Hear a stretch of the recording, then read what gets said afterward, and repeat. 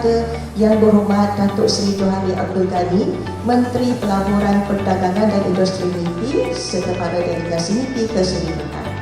Ya Allah, Tuhan yang Maha Pengasih lagi Penyayang, berkatilah majlis dan lawatan ini serta tujuan kami berkumpul. Amanat Ustaz dan kemakmuran, kukuhkan ikatan persaudaraan dan kerjasama dalam kalangan kami semua, Ya Allah. Rabbana atina fid dunya hasanah wa fil akhirati hasanah wa qina azabannar. Hormat Datuk Seri Johari Abdul Ghani, Menteri Pelaburan dan Industri MIPI. Yang berbahagia ahli-ahli lembaga penggarap SIRIM yang berusaha, Tuan Nik Sazali di Kusim, serta delegasi BRIM MIPI pada hari ini amat berbangga kerana ia mencerminkan SIRIM dengan perubahan landscape ekonomi global. Kerana saya datang untuk buat short briefing, saya ambil masa insyaAllah maksimum 30 minit menerangkan kita punya asas perubahan dan juga aktiviti. Seterusnya another milestone adalah 1996. Again another transition. Pada situ juga lahirlah Jabatan Standard Malaysia. Sebelum tu daripada 1975 sampai 96 function mesti ada old standard.